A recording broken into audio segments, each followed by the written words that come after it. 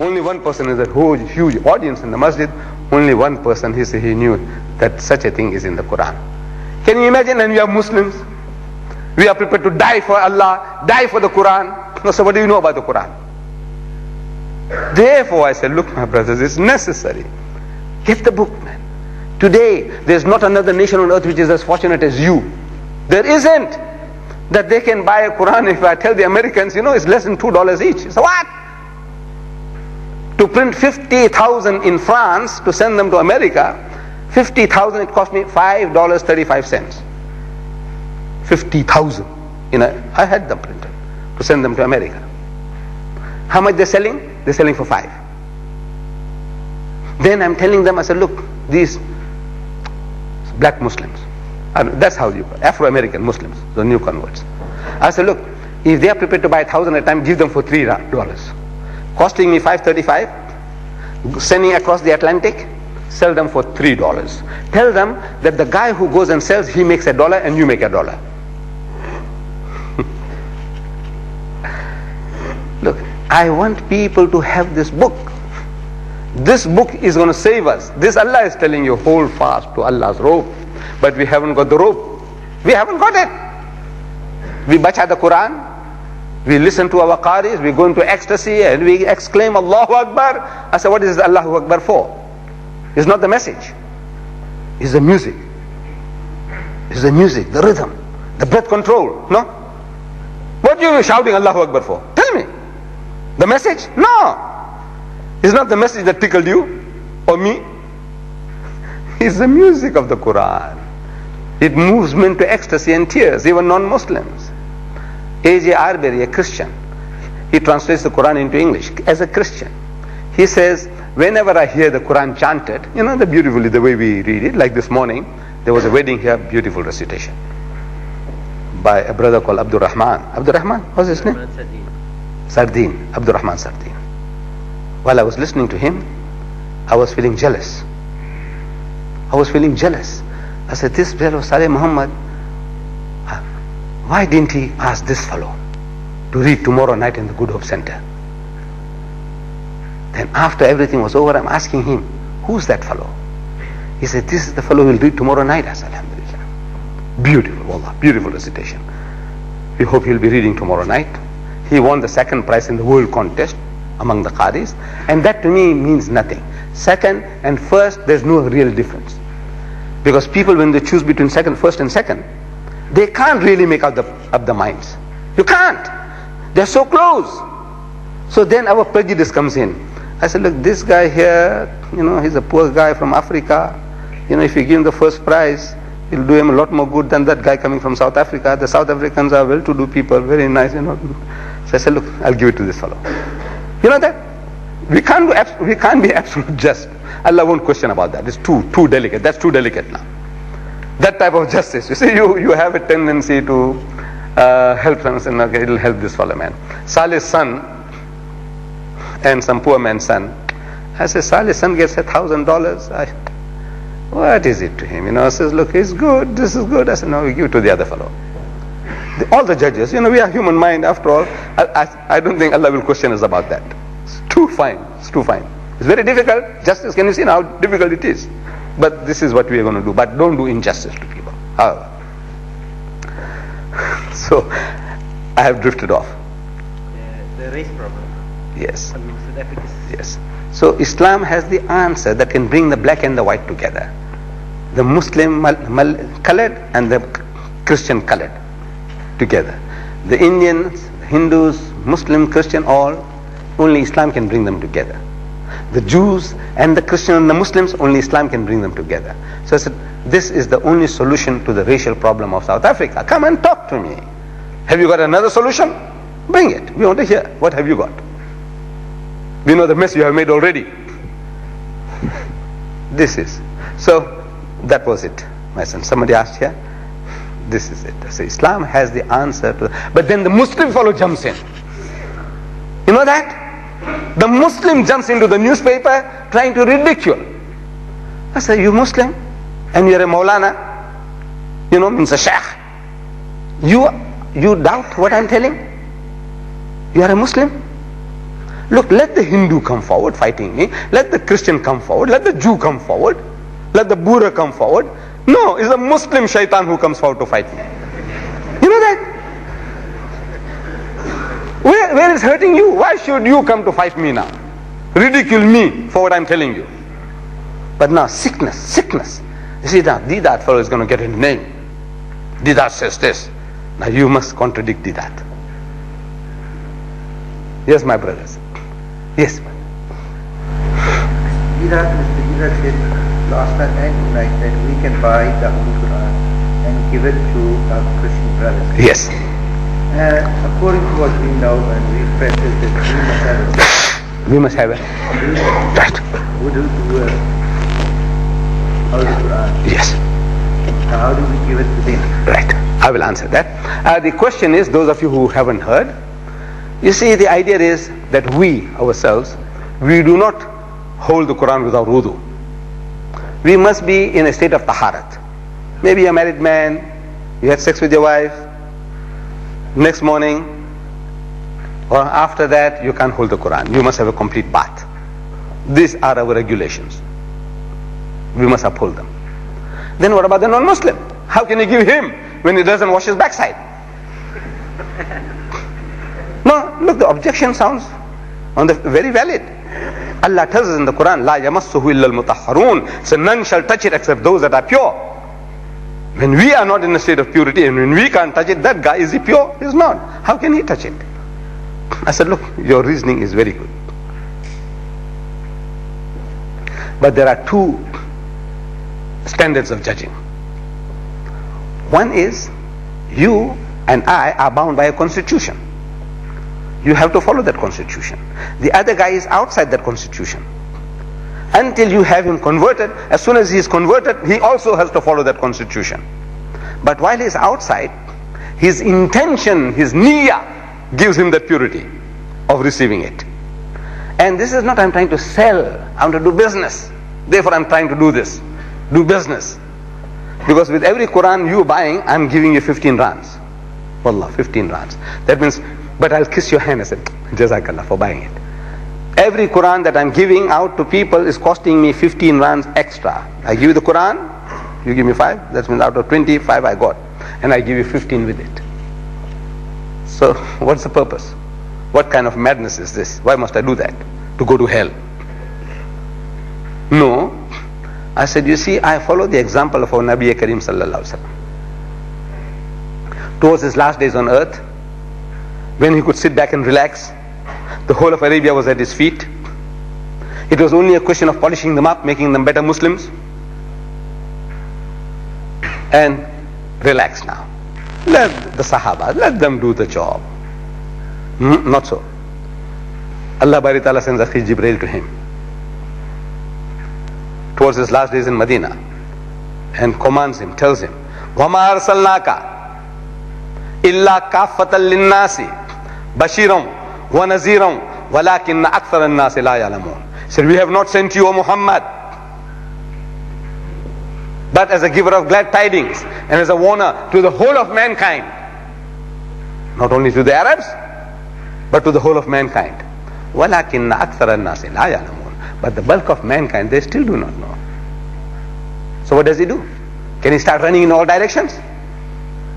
Has he got this, what's this tax machines, this TV, BBC, ABC, America, PBS, what has he got? Nothing. What is he going to do? So what he had, he did. He called the scribes, people who could read and write. He said, come. He dictated 5 letters to the Emperor of Persia, Emperor of Constantinople, the King of Egypt, the King of Yemen, and the Negus of Abyssinia. 5 letters on 5 scrolls, something like skin, like parchment. He gave one each to one Sahaba with one horse, the Arabian horse, the Mercedes-Benz of the time, BMW of the time. That's the Arabian horse. Invaluable life, one Sahaba, 1,000 miles this way, another one 1,500 that way, one across the Red Sea, 5 Sahabas. He risked their lives to go and deliver that message. And on that message, there's one in the Topkapi Museum in Turkey. I have seen it with my own eyes. It begins, Bismillahir Rahmanir Rahim. In the name of Allah, most gracious, most merciful. First ayah of the Quran. It begins with the first ayah of the Quran. It says, from Muhammad Rasulullah to Heraclius, the emperor at Constantinople, accept Islam and be benefited. Then another ayah from the Quran, قُلْ يَا أَهْلَ الْكِتَابِ تَعَالَوْا إِلَىٰ كَلِمَةٍ سَوَاءٍ بَيْنَنَا وَبَيْنَكُمْ أَنْ لَا نَعْبُدَ إِلَّا اللَّهَ وَلَا نُشْرِكَ بِهِ شَيْئًا وَلَا يَتَّخِذَ بَعْضُنَا بَعْضًا أَرْبَابًا مِّن دُونِ اللَّهِ فَإِن تَوَلَّوْا فَقُولُوا اشْهَدُوا بِأَنَّا مُسْلِمُونَ. Then he ends in his own words and his seal. 5 letters went out like that. Allah's kalam, He is giving it to the non-Muslim. Those people had no taharat whatsoever. They didn't wash the backsides. You know that? Our Nabi didn't say, look, you go and ask the fellow. He said, look, did you have a bath? He said, no. Go, ghusl and come. No. He said, look, go and give it all respect. This is what our Nabi did. So, if you giving the Quran, if you are in trouble, you are in good company. If Allah will choke you up, you'll have to choke up His Nabi as well. Because He set as an example. This is what He did. So this purity, La yamassu illa al-mutahharun, is on a different level. And you ask the alim, there are alims, they tell you, no, you can't give. Because it's Arabic script. That makes it holy. Alright? You can give a translation. The same fellow will tell you, you can give translation. I say, alright? There are 10 million Coptic Christians in Egypt. Egyptian Christians who speak Arabic as the mother tongue. They are the original people of Egypt. These are converts to Islam. All the Egyptian Muslim, 40 million are converts from Coptic Christianity. You didn't know that? Before Islam reached Egypt, what were they? They were Coptic Christians all. So the majority of them became Muslim, and those that remained behind, today there are 10 million Coptic Christians in Egypt. I'm asking this Sheikh, this alim, ask him, what translation will you give him? Afrikaans? Chinese? What translation? Come on, tell me now. They are Arabs, man. What translation? He said, no, I can't give you Arabic. I must give you Zulu. Does it make sense to you? Lunacy, man, lunacy. Now tell me, I said, look, here, 10 million there. In the Lebanon, there are Arab Christians. There are 15 million Arab Christians in the world. Tell me, what translation will you give them? What translation? Tell me.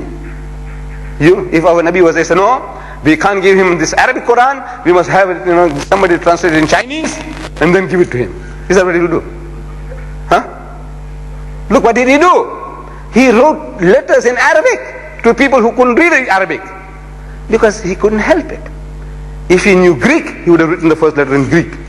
To the Ethiopian, he would send in Ethiopian language. To the Yemen, he would send in the Yemenese language. No. What they knew Arabic, they wrote it in Arabic, and they sent somebody, hoping somebody will translate it for them. That's what he did. The Arabic Quran, verses he sent out, what is good for my Nabi is good enough for me. He set me an example. So if I'm in trouble, I'm in good company. You are also in good company. Yes, my brother.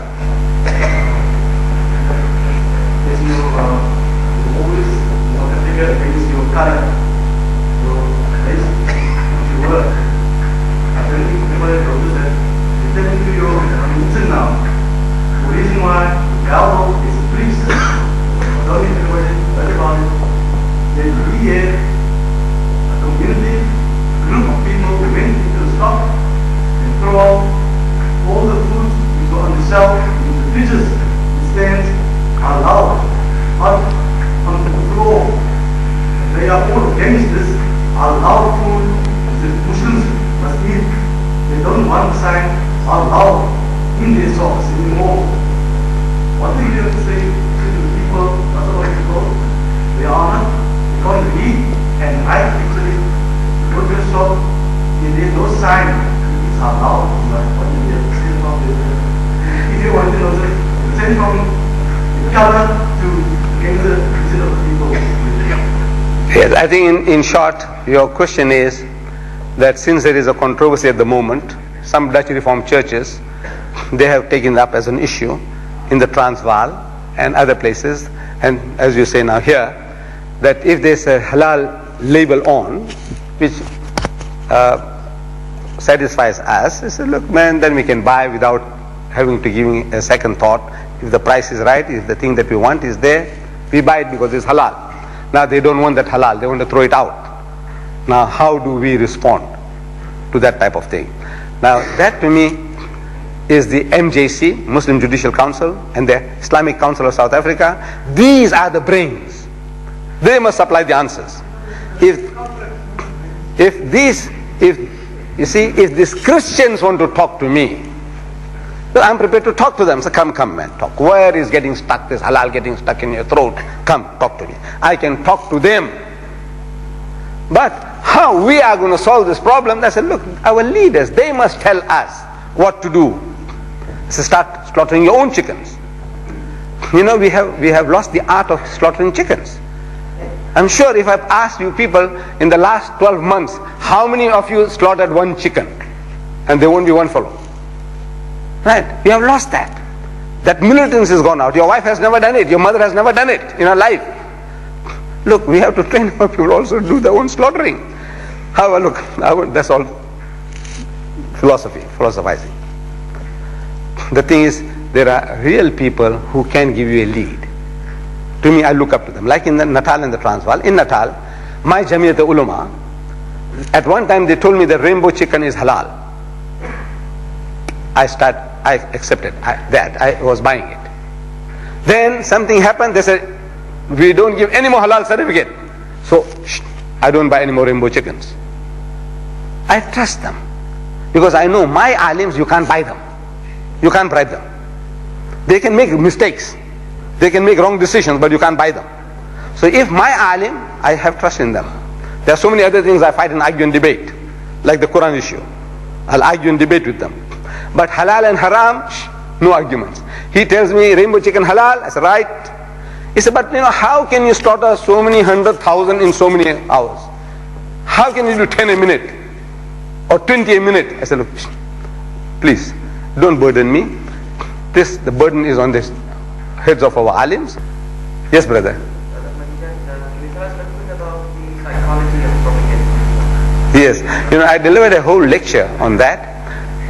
The gist of it was the psychology of propagation, that you speak to a people, anybody, according to the background and experience. If you're a fisherman, you're going to catch fish. What type of fish are you catching? There is a shad, there is 74, there is this, that, different fish. Different type of fish, they take different type of baits. If you're a fisherman, you know.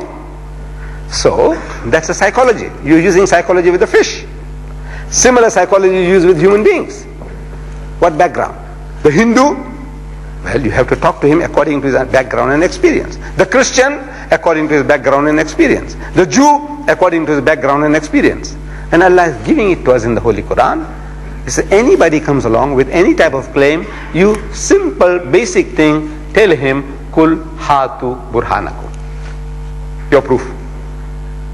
Once you get his proof, you know how to deal with it. This is the psychology I was trying to explain. The tape will be available, inshallah, shortly, because it took more than an hour to expound that. Yes, brother. I'd like to ask you, how do you reply to a part of the statement stating that Islam is unjust towards the female folk, especially restricting it in the community? Especially in the? Restricting them in the community. Restricting them in the community. No, I do agree with that criticism. We Muslims, to me, we are the most unjust people to our women folk. Look, now I'm going to raise a hornet's nest. I can't help it. You see, here I have to take a stand. That we have been unjust to our own. We allow them to work in our shops, in our offices, work in factories, our women folk. But we will not allow them in the house of God. When we do, sometimes some great lecturers coming, like Ahmed Deedat. So what they do, they put them behind the wall with a horn. They put them in the basement with a horn. I've seen that. My wife does not attend any of my lectures. For that reason. She's asking me, what's the arrangement? I said, well, there's a horn there for you to listen to us. She wants to see, not because I'm her husband. She said, this is natural. There's eye contact. When you have an eye contact, the message goes in far more easily. Your attention is absorbed. See what I'm doing? Everything now is holding you. But suppose you're listening to a mic. You'll be looking at a nice chandelier. How did they get that thing there, nice globe there? This is the human mind. You can't help it. So they always are complaining, they're making noise. Your women folk making noise. The guy shout, don't make noise. I say, you fool, you are the cause. What are you shouting at them? Because now they can't hear properly. They don't know what's going on. So the woman to another, they meet. It's an occasion for them. You say, your daughter, is she married? He says, no. Is she engaged? Says, no, not yet. What else do you expect them to do? And you're blaming them. I said, look, be just for a little while. Abdul Samad Abdul Basit, Qari Abdul Samad Abdul Basit, he's reciting the recital here. And how much we loved it. In the city hall, in Durban, I know. It might be here also in Cape Town. Now, we say, now the women folk mustn't be there. Okay? Where? They say, well, we'll put them in an adjacent room, right? Then they'll listen to the horn, right? I say, what about you for a change going and listening to that? Let the ladies sit and see the fellow and listen to him. So, no. Why? Your wife will fall in love with him? She'll run away with this fellow? Basit? He's got time to come along and play with your wife? Your mother? What's wrong with you? I said, there's something wrong with you, man. No, your wife comes and listens to me and she'll run away with me. There's something wrong with you. What has happened? No. Give them separate but equal facility. We are not suggesting that they must stand shoulder to shoulder. Islam forbids that. No free intermingling. But give them separate but equal facility. Create it, man. Today we can create anything that you want. A mezzanine floor. Today, I went and offered one of the masjids in Cruci Park, was it? Yeah. Yes. Lotus River. Lotus River. New masjid. Beautiful. No, not as beautiful as this. They're struggling. And I saw that they made some arrangements for ladies with brickwork. That the ladies, they can't see the speaker. I said, look, what you do, you put a glass one way that only the ladies can see the imam. We don't want the imam to see them. I told them, I said, we don't want the imam to see them. The poor fellow will be distracted. We want to save him. I said, look, let them see, because if they are watching and listening, you're holding their attention. They won't have a tendency to talk with one another. We are not talking. Why aren't you talking? Why aren't you chatting among one another? You know why? Because I'm holding you all.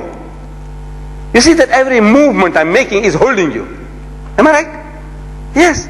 But if you're listening to a horn, La ilaha illallah Muhammad Rasulullah, mashallah. What is that? Aqimu salata, wa atu zakata, warka'u ma'arraqin. This is certainly written in Urdu at the bottom.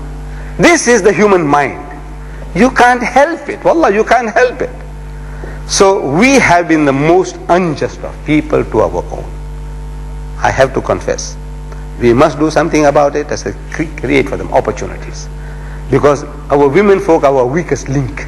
Our daughters are running away wholesale with the mushriks. In Natal and the Transvaal, they're running away with the madrasis. Wholesale. And wholesale is a mild term. Why? I said, you don't cater for them. For our own, we don't cater for them. When did your daughter, your sister last hear something about Islam? When? She is now in standard 6, then she goes to high school, she goes to the university. When? At least 52 times a year, your brother is listening to what's going on. Your sister, how many times in her lifetime she heard? So, if they let us down by running away with the mushriks, I said, you are responsible. We haven't catered for them. But in that regard, the Malay, alhamdulillah, is far better than the Indian Muslim in Natal and the Transvaal. He's far better. See, in the Transvaal, there is a masjid in Azad Will, beautiful masjid. This is nothing. This masjid is beautiful, but is nothing compared to the one in Azad Will. It cost them, when they built it, about $250,000. I think it will be worth about a couple of million today. They have a separate mezzanine floor. That the ladies, separate entrance, separate wudu facility, separate toilet facility, they are in the mosque and yet out of the mosque. No men folk ever rub shoulders with them. But no woman has seen the inside of that place.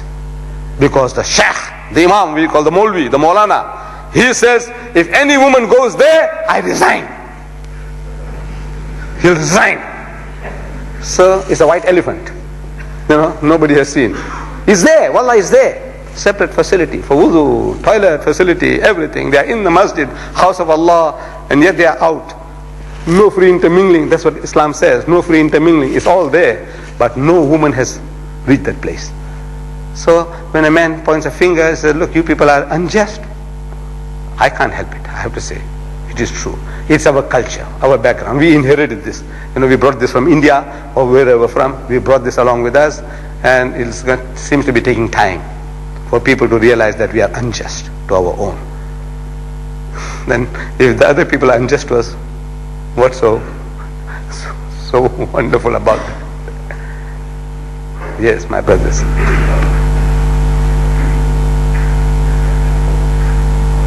Yes, my brother. You say that the Christians, the new president that they've got now, is reborn president, but they reason or anything like that. What was the question?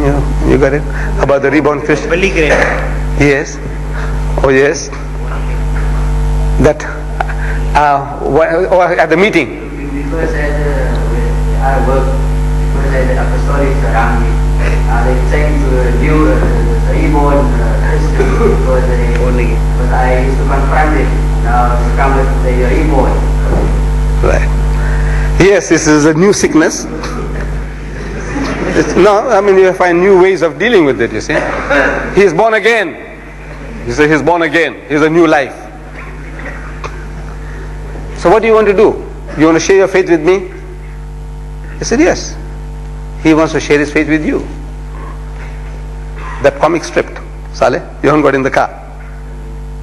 Is it there? We got some at home. At home. I can send for it. You think we'll have time enough for that? Yeah. All right, let somebody go and get it. All right. They can pick it that side. Let me show this. Let them pick them up from the shop. Here is an answer to the sickness. This is a comic strip. People love to read comics. When I was young, wallah, I tell you, I was a comic king. No, it was some hunger was created in me. Read. And I had just come from India at the age of 9. The easiest thing I could read was the comics. So I started reading comics, and from there I graduated to true love and romance, and from there to mystic science. This is how the mind develops, you see. I developed like that, like anybody else. So now it says comic. Here is a comic strip. An open challenge to you. Do you dare to test the faith of any Christian? Do you? Now it's challenge to you. Do you dare to challenge his faith? And it tells you now, here is a story about Ahmed and John. Ahmed is me, though he doesn't look like me, but he's got my smile. You can see that when I was young, you see, perhaps. And this John is a certain John I also have in mind. Right. So a conversation takes place. The guy comes along. He wants to share his faith. So Ahmed is asking him, he says, you have faith? He said, of course. Because you can't share something you haven't got. See, I can share with you my 5 rands if I got it. If I haven't got anything, how can I share anything with you? Knowledge, if I have, I can share. If I haven't got it, I can't share. So you got faith? He said, yes. So, if you have faith, you have a right to share. If you haven't got it, you have no right to share. Right. So, says, now let's see now. Let's see the Holy Bible. Jesus Christ, he says in the Gospel of St. Mark, chapter 16, verses 17 and 18, he says, and these signs, mujizas, shall follow them that believe. Anybody who believes will be able to produce these signs, miracles. What are these miracles? In my name, in the name of Jesus, shall they cast out devils. Anybody sick, got the possessed, mind is gone, it's gone mad, he said he can heal him. Oh, very good. In my name shall they cast out devils. They shall speak with new tongues. They'll speak Indonesian, they'll speak Chinese. Try them out. He said, look, they'll speak with new tongues. I want to hear. Speak my language, man. Malay. I haven't heard it for a long time. 300 years we haven't heard. Come on. Your Holy Ghost, let's see if he can make you to speak. We want to hear what it sounds like. He shall speak with new tongues. They shall take up serpents, slanga, snakes. They'll pick it up, snakes. And if they drink any deadly thing, any poison, it shall not hurt them. Any poison they drink, nothing, no harm. I'm sure you got some poison in the house. Some cockroach killer, spray, ant killer, have something. He said, look man, this is what your book says. This is what Jesus said. If you have faith, you should be able to do all that. Come on, I want to test you. Before you give me what you got, I want to know whether you got it, that faith. And you see how he runs like a dog, beaten dog with a tail between his legs. He'll never darken your door again.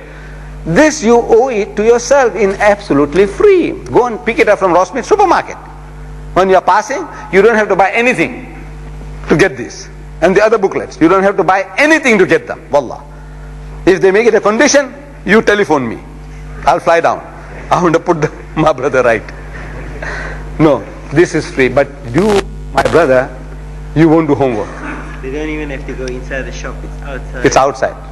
But you, my brothers, you see, you all are here to be entertained.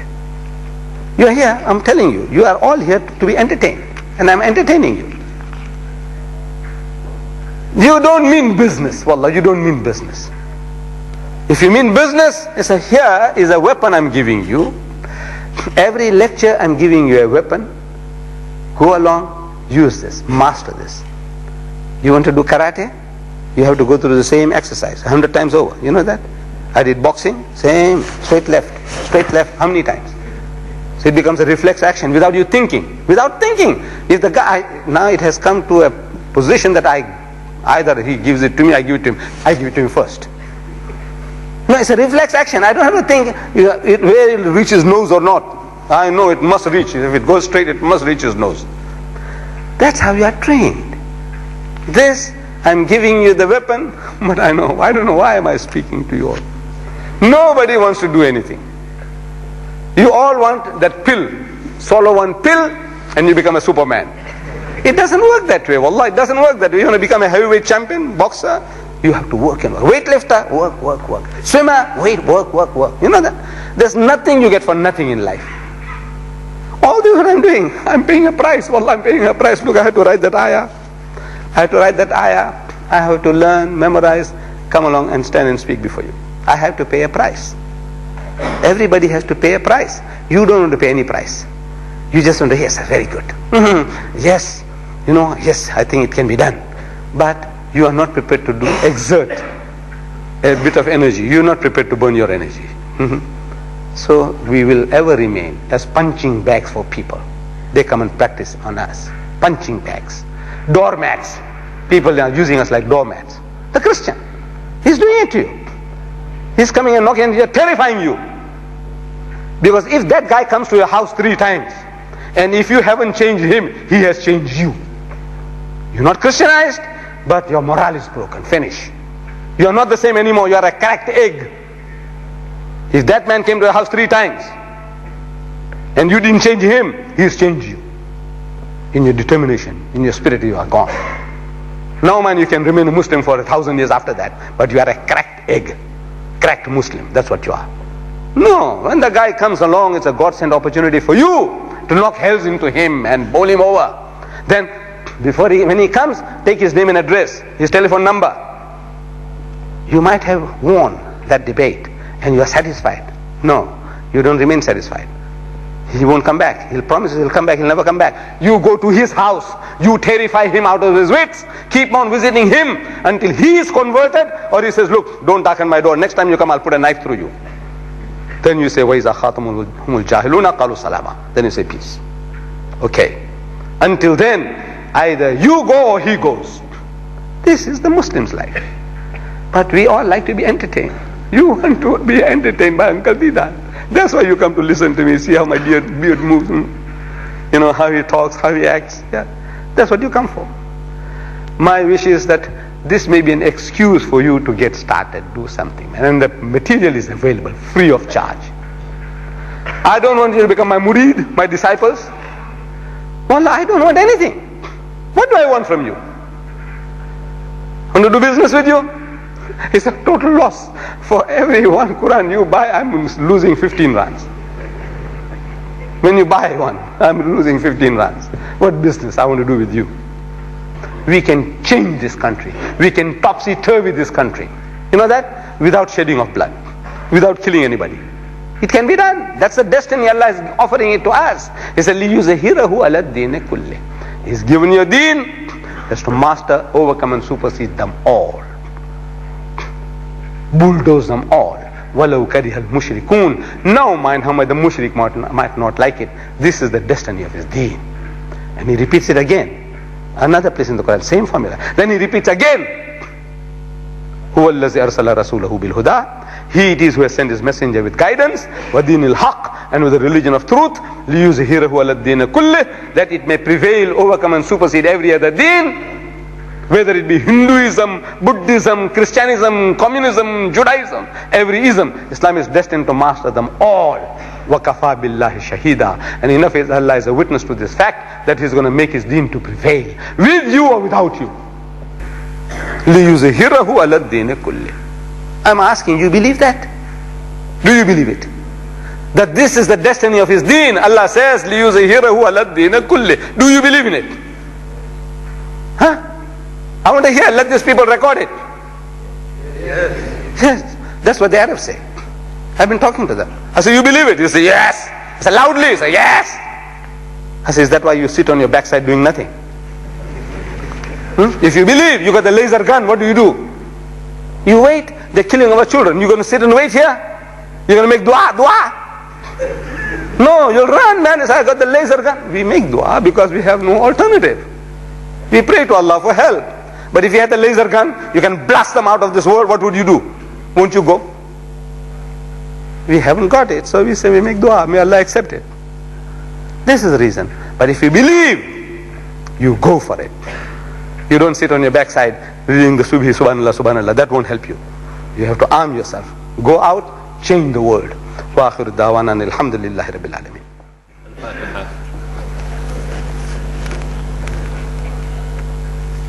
اللهم صل على سيدنا محمد وعلى آل سيدنا محمد وأصحابه وبارك وسلم. آمين آمين.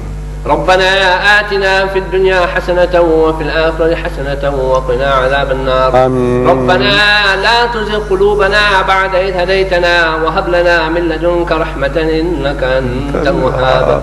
ربنا اغفر لنا ولإخواننا الذين سبقونا بالإيمان. آمين. ولا تجعل في قلوبنا غلا للذين آمنوا ربنا إنك رؤوف رحيم. اللهم أعطنا إيمانا كاملا وأمانا دائما ورزقا واسعا وعقلا تاما وعلما نافعا وعملا صالحا وخلقا حسنا. اللهم أعطنا عزة وصحة وراحة وفرحة وقوة لعبادتك وعاتنا معرفتك يا الله بحرمة القرآن العظيم والنبي الكريم وعلى آله وأصحابه أجمعين. اللهم اكتب السلامة والصحة والعافية علينا ولعبيدك الحجاج والغزاة والمسافرين والمرابطين والمقيمين والحاضرين والغائبين في برك وبحرك من أمة محمد صلى الله تعالى عليه وسلم يا رب ناذرين ومتمتعين. آمين آمين. قال الله تعالى في شأن حبيبه إن الله وملائكته يصلون على النبي. آمين آمين. يا أيها الذين آمنوا صلوا عليه وسلموا تسليما. اللهم صل على سيدنا محمد وعلى آل سيدنا محمد وبارك. اللهم افتحنا بالخير واختم لنا بالخير واجعل عواقب أمورنا بالخير. آمين آمين. بيدك الخير إنك على كل شيء قدير. ألا إن أولياء الله لا خوف عليهم ولا هم يحزنون الذين آمنوا وكانوا يتقون. سبحان ربك رب العزة عما يصفون وسلام على المرسلين والحمد لله رب العالمين. ما شاء الله.